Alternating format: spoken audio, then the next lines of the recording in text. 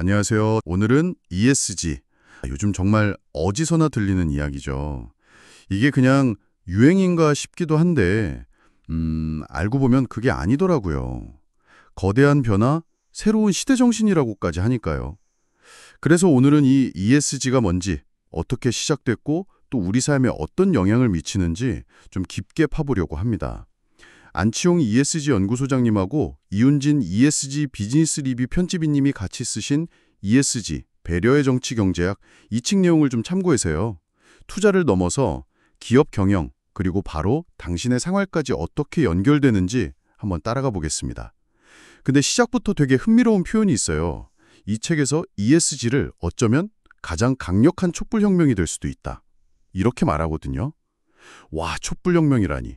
이게 대체 무슨 의미일지 한번 같이 파헤쳐 보시죠. 네, 그 촛불혁명이란 표현이 상당히 강렬하죠. 근데 그 뿌리를 알려면 우선 사회 책임 투자, SRI부터 봐야 합니다. ESG는 여기서 나왔거든요.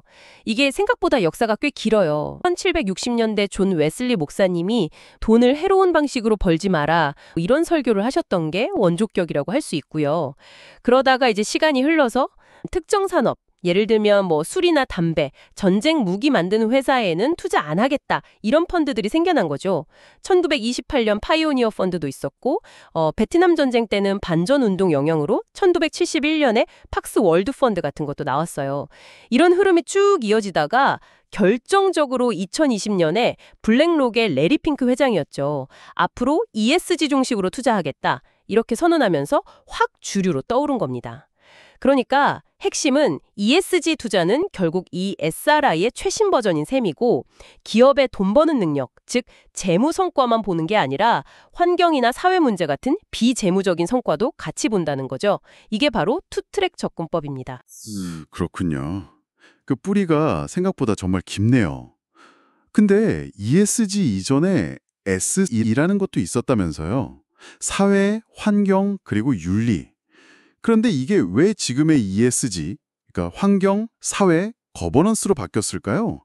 특히 그 E, 윤리가 G, 거버넌스로 바뀐 점이요. 이게 그냥 단어만 바꾼 건 아닐 것 같은데요. 네, 아주 중요한 지적입니다. 윤리라는 게 사실 좀 애매한 구석이 있었어요. 뭐가 보편적인 윤리냐, 기준 만들기도 어렵고, 또 그걸 객관적인 지표로 만들기는 더더욱 힘들었죠. 그리고 뭐랄까, 개인의 도덕성이나 양심에 기대는 측면이 강하다 보니 이게 지속 가능할까 하는 문제도 있었고요. 그런데 거버넌스는 달라요. 이건 딱 조직의 운영 시스템, 내부 통제, 투명성, 공정성 같은 걸 보거든요. 훨씬 더 체계적이고 지속 가능한 접근인 거죠. 이게 단순히 회사 안의 문제만이 아니고요. 사회 전체적으로 봤을 때 환경 문제나 사회 문제를 해결하기 위한 어떤 인프라, 플랫폼, 역할을 할 수 있다는 점에서 의미가 큽니다. 개인의 착한 마음에만 기댈 게 아니라 시스템으로 바꾸자는 거죠. 아, 시스템적 변화. 그래서 이게 성과 측정 방식하고도 딱 연결이 되는 거군요. 자료에서도 트리플 버텀라인 TBL이라고 해서 경제, 환경, 사회 성과를 다 같이 본다고 했잖아요. 단순히 단기 이익만 보는 게 아니라 길게 보고 지속 가능해야 한다, 이런 뜻이 담겨 있는 거네요. 그 사회적 기업 이야기할 때 나오는 더블 버텀라인 DBL 있잖아요. 경제랑 사회 성과 보는 거. 그거랑 비교하면 ESG가 확실히 더 포괄적이네요. 맞습니다. ESG가 그래서 확산되는 과정을 보면요. 처음엔 투자에서 시작했죠. SLI처럼요. 이게 기업 경영에 영향을 주고 이제는 생활 ESG라고 해서 우리 일상, 사회 전체로 퍼져나가는 그런 선순환 구조를 보여요. 사회 책임 투자가 기업들한테 지속 가능 경영하세요, 압박을 주면, 또 깨어있는 소비자들이 사회 책임 소비, 윤리적 소비라고도 하고 지속 가능 소비라고도 하죠. 이걸 통해서 ESG 잘하는 기업 물건을 사주는 거예요. 어떨 땐 좀 더 비싸도요. 공정무역 상품 같은 거 생각해 보시면 이해가 쉬우실 거예요. 생산자에게 정당한 대가를 주는 거니까요. 네, 결국 소비자의 역할이 진짜 중요하군요. 변화를 만드는 핵심 동력이네요. 근데 책임 있는 소비를 하려면 정보가 있어야 하잖아요. 참치캔에 붙은 돌핀 세이프 라벨처럼 딱 보면 아는 것도 있지만 좀 더 자세한 정보도 필요할 것 같아요. 기업들이 내는 지속 가능 보고서 같은 거 말씀하시는 거죠? GRI 기준 같은 거 따라서 쓴다는? 네, 맞아요. 그런 정보 접근성이 중요하고요. 근데 더 중요한 건 소비자가 그냥 착한 구매자에 머무는 게 아니라는 겁니다. 일상에서 ESG를 직접 실천하고 또 다른 사람들이랑 같이 목소리를 내는 ESG 시민으로 나아가야 한다는 거죠.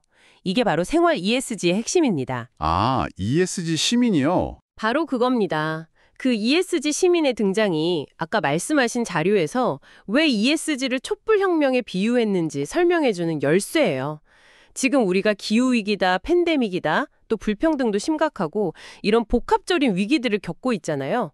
이게 어느 한 나라나 기업의 힘만으로는 해결이 어렵거든요.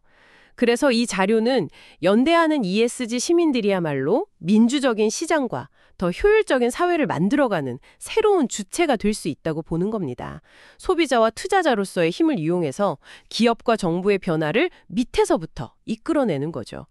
이게 정치경제학적으로 아주 큰 변화의 가능성이라는 겁니다.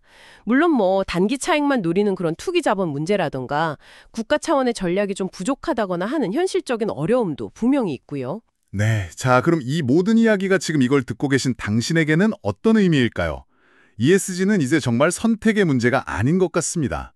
우리 경제와 사회가 돌아가는 기본 방식이 되어가고 있는 거죠. 오늘 살펴본 자료의 분석처럼 ESG는 투자의 영역, 기업 경영의 영역을 넘어서 결국 당신의 소비와 시민으로서의 행동을 통해 사회 시스템 그 자체를 바꿔나갈 수 있는 아주 거대한 힘이 될 수 있다는 겁니다. 맞습니다.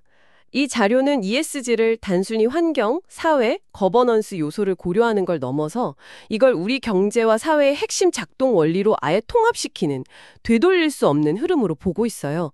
특히 그 SE의 윤리가 ESG의 거버넌스로 바뀐 거예요. 이건 개인의 도덕성에만 기대지 않고 시스템과 제도를 통해 변화를 만들겠다는 거니까 정치경제학적으로도 정말 중요한 변화라고 할 수 있습니다. 자, 그럼 마지막으로 한번 질문을 던져봅니다. 이 자료는 우리 모두가 사회 곳곳에서 강력한 변화, 즉 촛불혁명을 이끌어낼 수 있는 ESG 시민이 되어야 한다고 말합니다. 소비자로서, 투자자로서, 또 그냥 한 사람의 시민으로서 당신의 일상 속 작은 선택들이 이 ESG 사회라는 큰 그림에 어떻게 기여하고 있나요?